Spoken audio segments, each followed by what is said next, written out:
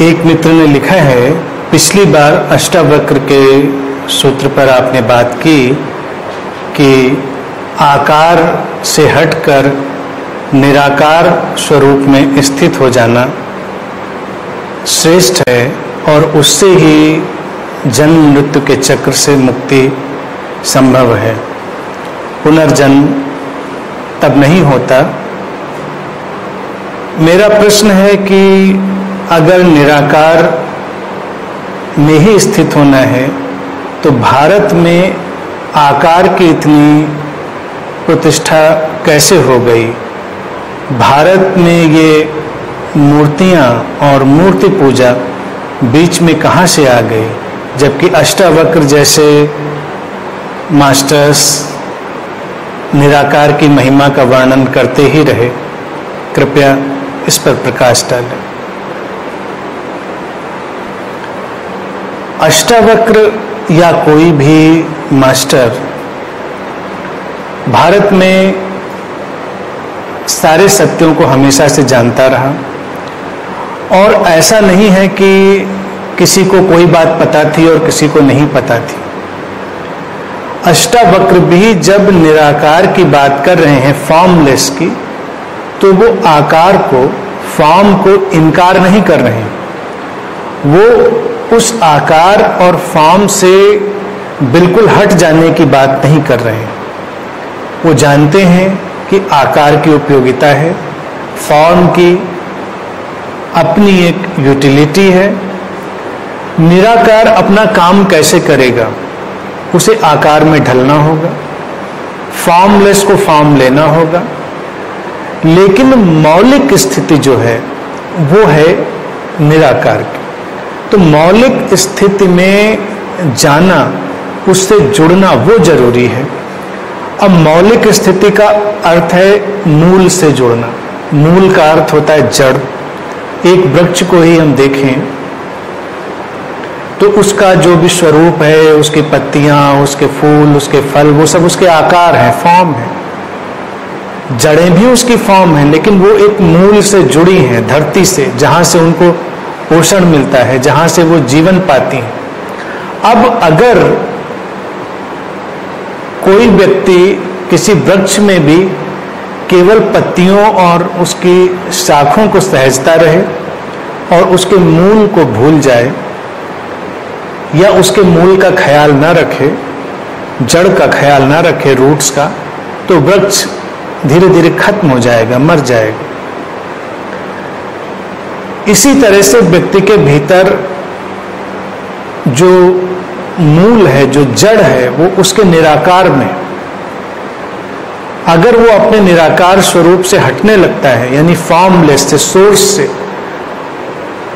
तो उसका जो ये आकारों में ढला हुआ जीवन है, जो सीमाओं में बंधा हुआ जीवन है, वो बहुत दूर तक नहीं जाएगा। कितनी दूर जाएगा? वो थकने लगेगा, परेशान होने लगेगा। हर व्यक्ति के जीवन की जो दुश्चिंता है, परेशानी है, वो इसीलिए। वृक्ष के साथ भी देखो मजेदार चीज है कि तुम ख्याल ना भी रखो उसकी जड़ों का, तब भी वो नीचे जाकर जमीन से अपना पोषण खींच रही हैं। वो जीने के लिए अपनी पूरी कोशिश कर रही हैं। लेकिन फिर भी अगर तुम उनका ख्याल रखते हो, पानी देते हो, थोड़ा सा पोषण देते हो, तो वो और ज्यादा अच्छी तरह से जीवित हो जाता है। वृक्षों में इसीलिए पानी हम देते हैं, पौधों को पानी देते हैं, अन्यथा पानी देने की कोई जरूरत नहीं। जड़ें गई हैं तो पानी खींचेंगी, खींचने की कोशिश भी करती हैं और खींच भी लेती हैं, लेकिन वो एक संघर्ष है। सहज रास्ता ये है कि तुम पानी दो, आसानी होगी। बड़े बड़े वृक्ष तो अपनी जड़ों को बहुत लंबा करके जमीन से पानी ले ही लेते हैं, लेकिन जो छोटे पौधे हैं, कई बार तुम देखते हो वो खत्म हो जाते हैं। अभी गर्मियां हैं, तुम अगर अभी पानी ना दो, तुम्हारे जो घर में भी पौधे हैं वो धीरे धीरे खत्म हो जाएंगे। व्यक्ति के जीवन में भी ऐसे जो जड़ें हैं उसके निराकार में, उनको वो ध्यान ना भी दे, उस पर अपने अवेयरनेस को, अपने होश को ना भी ले जाए, तब भी वो जड़ें तो हैं, क्योंकि फॉर्म से तो वो अलग हो नहीं सकता, फॉर्मलेस है, वहीं पर वो जीवित बना रहेगा। लेकिन उसके प्रति जो उसको होश होना चाहिए था, उसके ना होने से वो पीड़ित बना रहेगा, बेचैन बना रहेगा, टूटा टूटा बना रहेगा। और कई बार ये टूटन इतनी हो सकती है कि उसके आकार को भी तोड़ दे।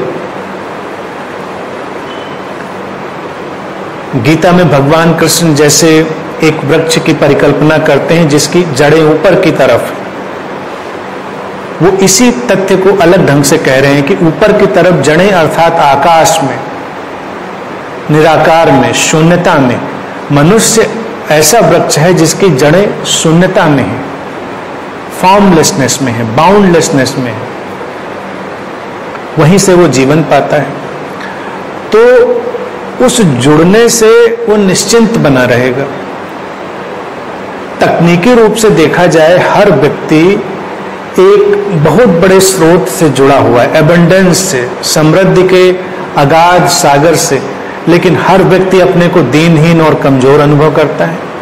हर व्यक्ति को लगता है कि मैं तो बहुत कमजोर हूं। समाज में भी ऐसा विभाजन है, लोग भी ऐसा विभाजन करते हैं और व्यक्ति परेशान रहता है।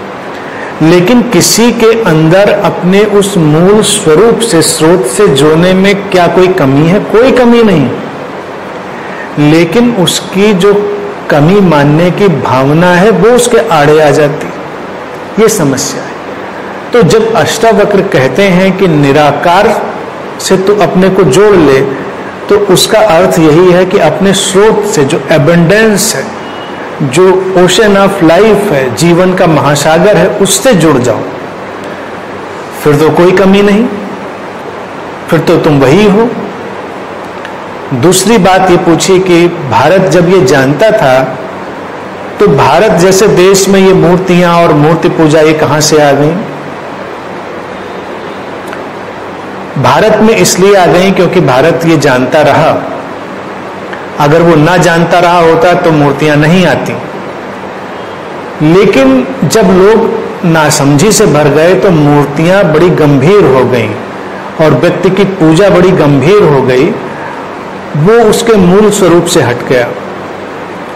भारत में जब मूर्तियों को, पत्थरों को, तमाम तरह के आकारों को बीच में ले आया गया, उनकी पूजा शुरू हुई, उनकी आराधना शुरू हुई, तो प्रयोजन इतना ही था, उसका लक्ष्य इतना ही था कि आकार, उसको देखो, आकार से जुड़ो और आकार से आगे चले जाओ। मूर्ति को देखो और मूर्ति के पार चले जाओ, क्योंकि सीधे सीधे पार जाना शायद संभव ना हो। जंपिंग बोर्ड की तरह से इस्तेमाल हुई। जैसे तुम किसी स्विमिंग पूल में जाकर छलांग लगाना चाहो तो उसमें जंपिंग बोर्ड जो होता है वो थोड़ा सहयोग देता है, अन्यथा तो सीधे सीधे तुम दौड़ते हुए जाओ और कूद जाओ, उससे भी कोई अड़चन नहीं है, तुम सीधे कूद सकते हो। लेकिन एक जंपिंग बोर्ड है, तुम उसके साथ आसानी पाते हो। मूर्तियां इसीलिए किनारे का रूप है, वो एक किनारा है जिनसे तुम छलांग ले सकते थे। मूर्तियों का उद्देश्य यही था कि मूर्तियों को जो सीमा में ढली चीज है उसको मिटा दिया जाए और असीम में चला जाया जाए। भारत में इसीलिए भक्ति मार्ग और जो भी ऐसी साधनाएं आई उनमें उनका समावेश इसीलिए किया गया। और फिर दूसरी महत्वपूर्ण बात थी कि जब यहाँ के लोगों ने देखा कि जीवन इतना विराट और इतना व्यापक है कि उसको किसी सीमा में ढालना संभव नहीं है, वो तो असीम ही है, तो ये कैसे कहा जाए कि एक व्यक्ति के भीतर जो जीवन है वो एक पत्थर में नहीं है? पत्थर में भी उतना ही जीवन है, हमारी संवेदनशीलता नहीं है तो हम उसको नहीं अनुभव कर पाते। तो अगर किसी ने उठाकर एक पत्थर भी रख दिया और उसकी आराधना शुरू हो गई तो उससे उसका तात्पर्य इतना ही था कि पत्थर के साथ ऐसा संबंध विकसित हो कि उसके जीवन को अनुभव कर लिया जाए, संवेदनशीलता को। लेकिन धीरे धीरे प्रयोग तो भूल गए, बातें उलट गई, लोगों को तो कुछ मांगना है। पूजा का अर्थ हो गया याचना, कुछ मांगना है, पत्थर के आगे हाथ जोड़कर कुछ मांगना है, मंदिर में मांगना है। प्रार्थना शब्द का अर्थ ही ये हो गया कि तुमको कुछ मांगना है।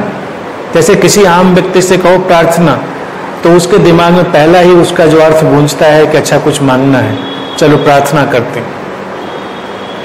प्रार्थना था जीवन से जुड़ने का भाव, अहोभाव, ग्रेटिट्यूड, कि जीवन इतना है, चारों तरफ फैला हुआ है और तुम उससे जुड़कर ज्यादा जीवंत हो रहे हो।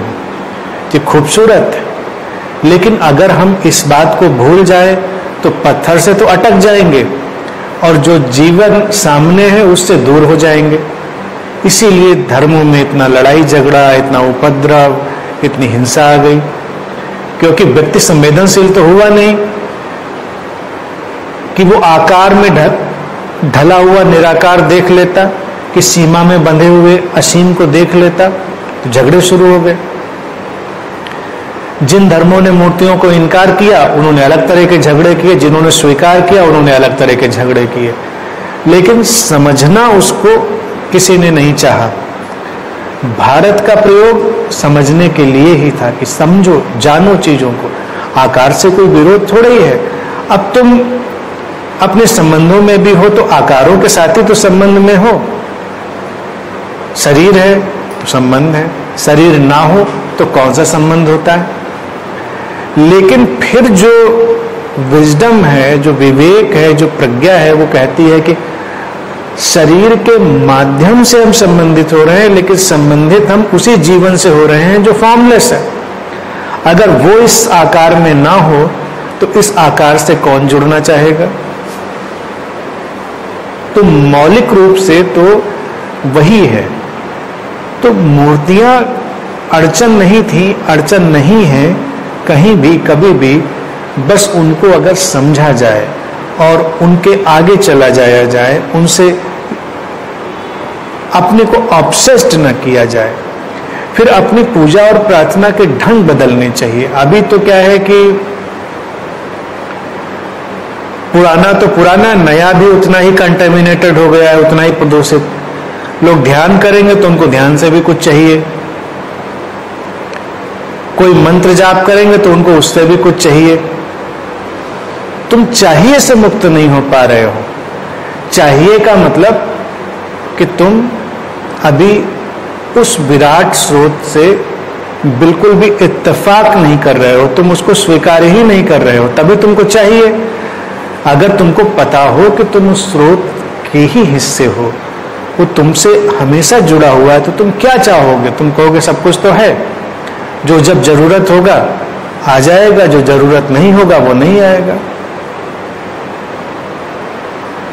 उसी विराट स्रोत से तुम्हारी सांसें जुड़ी हैं तो सांसें चल रही हैं।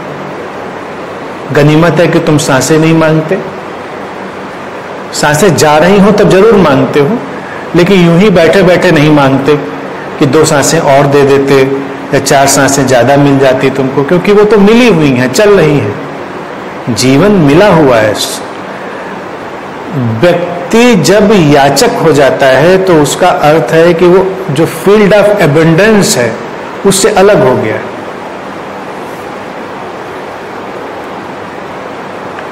इसी को जो मैथोलॉजी के बहुत सारे पार्ट रहे उसमें सिंबॉलिकली कहा गया कि जैसे एक ऐसी जगह पर जो पुराना कपल था वो रह रहा था और अचानक उसने कुछ ऐसा किया और उससे बाहर कर दिया गया। जैसे एडम ईव की स्टोरी है, ऐसे ही मिलती जुलती हर रिलीजन में स्टोरी है। तो वो उस समृद्धि की जगह से बाहर हो जाने का अर्थ है कि अब वो टूट गया, उसने अपने को टूटा हुआ मान लिया। पहले वो टूटा हुआ नहीं था, उसी में था, वो उसी का हिस्सा था। जैसे तुम अपने घर में ही रहते हो तो घर में तुम्हारे जो कुछ भी उपलब्ध है, जो कुछ भी उपलब्ध है, चूंकि तुम कन्विंस हो इस बात से कि ये सब कुछ तुम्हारा है, तुम उसका उपयोग करते हो, तब तुम चाहिए कर वहां पर कोई इस्तेमाल नहीं करते। लेकिन तुम्हारे घर में कोई आए, मेहमान आए या बच्चे जब भी जिनके ऊपर शासन किया जा रहा है, उनको उतनी आज़ादी नहीं दी गई है, तो वो पूछते हैं कि क्या मैं ये चीज़ ले लूं, क्या ये मुझे मिलेगा, चाहिए आ गया तुमको, या मुझे ये चाहिए। लेकिन जब तुम पूरे अधिकार के साथ अपने घर में रह रहे हो, तुम चाहिए तो कभी नहीं पूछते, तुम जाते हो, जो भी है उसका उपयोग करते हो या नहीं भी उपयोग करते हो, चाहिए कहीं नहीं होता। जीवन भी ऐसे ही घर की तरह, यहाँ पर समृद्धि का उतना ही हिस्सा सभी को मिला हुआ है। इसीलिए मूर्ति लाई गई बीच में और उन्होंने कहा कि ये ईश्वर है। ईश्वर शब्द इसको जानते ही हो, मैंने कई बार इसको बोला है, ऐश्वर्य शब्द से निकला है कि ये ऐश्वर्य का सिंबल है। जो एबंडेंस है, इंग्लिश में उसको एबंडेंस कहेंगे, ऐश्वर्य, समृद्धि, ईश्वर उसका प्रतीक है। तो अगर हम एक पत्थर को भी ईश्वर कहते हैं तो हम कहते हैं ये समृद्धि का ही रूप है। अब तुम उससे कुछ मांगते नहीं हो, उससे बस जुड़ते हो, उसके साथ संवेदनशीलता से जुड़ते हो। अब जुड़ने से क्या होता है, फिर यहाँ पर थोड़ी मिस्टिकल चीजें आ जाती हैं। अगर तुम पत्थर से भी संवेदनशीलता से जुड़ जाते हो तो पत्थर और तुम में और इस यूनिवर्स में कहीं कोई बहुत दूरी नहीं है। सब उन्हीं एलिमेंट्स से, उन्हीं तत्वों से बुना हुआ है संसार।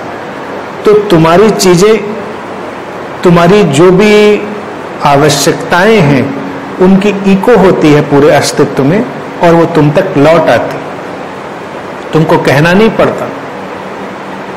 अगर तुम पूरी संवेदनशीलता से एक पत्थर के पास भी पहुंचते हो तो पत्थर तुमसे बहुत अलग नहीं है और वो अस्तित्व का हिस्सा है, बड़ा शुद्ध हिस्सा है। तो उसकी अनुगूंज पहुंचती है और तुम तक लौट आती है। तो भारत में ऐसे ही कारणों से इन सब चीजों को लाया गया और ये सब ध्यानपूर्ण प्रयोग थे। फिर धीरे धीरे कालांतर में जब लोग ध्यान से अलग हुए, समझ से अलग हुए, तो सब कर्मकांडों में बदल गया, अंधविश्वासों में बदल गया। तब फिर उनका कोई मतलब नहीं रह गया। फिर भारत में ही दयानंद जैसे लोग भी आए जिन्होंने इन सब चीज़ों का खंडन किया, विरोध किया, उनसे आगे जानने के लिए कहा, क्योंकि उन्होंने जो देखा उनके अपने तर्क थे और उनके तर्क अपनी जगह पर ठीक थे, क्योंकि वो समाज वैसे ही जा रहा था तो उनको वैसे कहनी थी बात, तो वो अपनी जगह पर ठीक थे। लेकिन मैं दयानंद जैसा तर्क देना नहीं चाहूंगा। मैं कहूंगा सब ठीक है, बस अपने भय को हटा लो, अपने लोभ को हटा लो और संवेदनशीलता के साथ जुड़ो। फिर तुम्हारे लिए कोई भी चीज दिव्य हो जाएगी, कुछ भी दिव्य हो जाएगा और आकार उसका कहीं भी निराकार से कोई विरोध नहीं है। फॉर्म का फॉर्मलेस से कहीं भी कोई विरोध नहीं है, वो उसी का एक हिस्सा है और दोनों मिलकर ही बड़े खूबसूरत बनते हैं।